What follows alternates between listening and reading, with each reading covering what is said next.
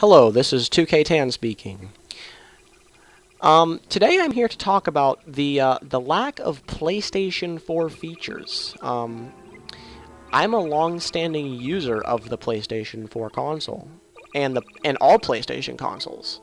I own all PlayStation consoles from the PS1 to the PS4, and I feel that not being able to play, not being able to do a lot of things I was able to do on my old PlayStations, tends to get annoying, and I don't understand why I can't do it.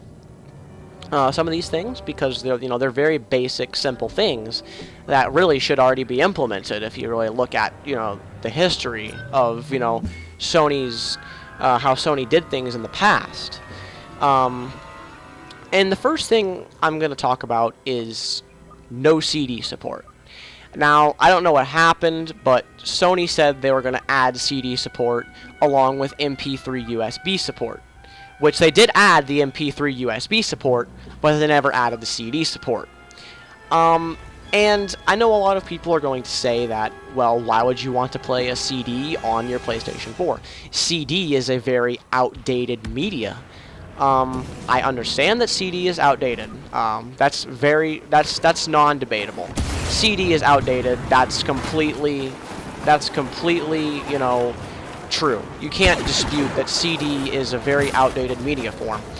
But my main problem with it is that CDs were outdated when the PlayStation 3 launched back in 2006. Okay, but I could still do it on the PlayStation 3.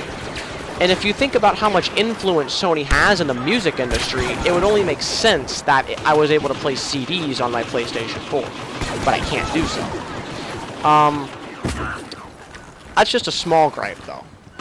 Another gripe I have about the PlayStation 4 is folder support.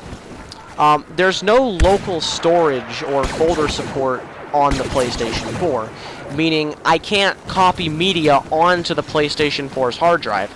You could do this on the PlayStation 3. The PlayStation 3 had a feature where you could copy media off of a USB or any type of disc, DVD, CD, or you could even connect to your home computer as a media server, for example. If you're using your computer as a media server and you're broadcasting media to your devices on the network, you could connect to it and you could pull media off of it. On the PlayStation 4, it's read-only. You cannot connect to... Well, you can connect to your media server, and you can do it through USB.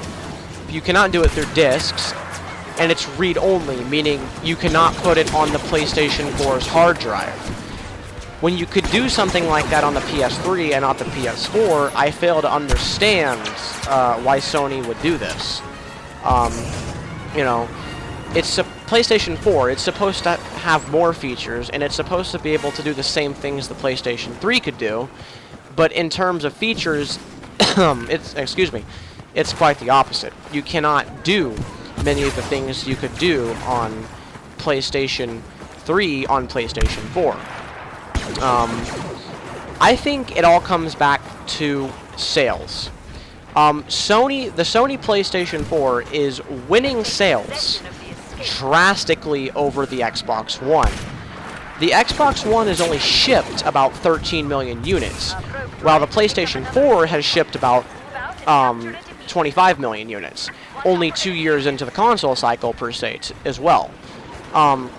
There's already people saying that the PlayStation 4 could be the next PlayStation 2 in terms of sales, which is completely true. But not if Sony keeps slacking off like this. Excuse me.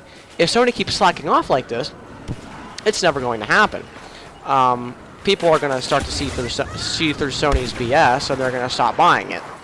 And I really like Sony as a company. I really think that they should step it up. If they can give us a better experience, for not much effort, I don't understand why they wouldn't do that. But that's only Sony's. That only Sony knows that. We're never gonna know why they're. you know, slacking on features, and I personally think it's sales. Sony is not worried about Microsoft coming back with sales on the Xbox One. It's all about sales. I mean, think about it. You know, it's a business. Sony's there to make money, just like every other company, and if they're already making money, then why would they add more features when they're already winning? They're already getting what they want. It's the best-selling next-generation console so far. So why would they add more features? They didn't have to. I think another thing I think another feature that Sony should add is backwards compatibility, at least for PlayStation 1 and PlayStation 2 games. Now this was rumored for Update 3.0, but I never really believed the rumor because, you know, I never really trust gaming rumors. They tend to be unreliable. But there was rumored to be backwards compatibility for PS2 in Update 3.0. Never happened, just like I didn't think it was going to. Like I said, currently the PlayStation 4 can only play PlayStation 4 games. It cannot play PS1 or PS2 games. Now, that's fine for people that don't have any games on those systems, but, you know, there's people that trade up their old consoles to get to the next console in line.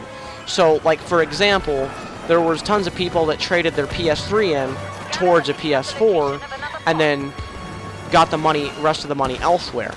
Now, a lot of people say it's because of PlayStation Now, which that could be partially the reason why. But PlayStation Now, you got to remember, PlayStation Now only has PS3 games. It doesn't have PS2 or PS1 games, which, you know, I don't think that Sony would be too concerned about trying to make a profit on PS2 and PS1 games, and that's probably mainly why they're pushing for PS3 games and not anything else.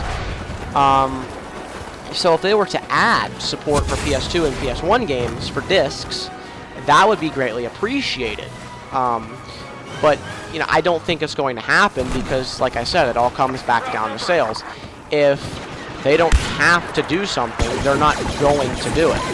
You know, if they're already winning sales, they're not going to try to push more sales, or they might try to push more sales, but they're not going to try to add the features in a hurry. They might eventually be added, but they're not going to be added as quickly as I think they should be added. I think that Sony should always be trying to give everyone a better experience. As, you know, as a consumer like me sees it, I'm a consumer. I want the best experience possible, and I want the best value possible for my money. And I think that that's only fair. I gave them $400 for the console. I think they should give me every penny's worth. And let me know what you guys think. Thank you for watching my video. 2K10 out.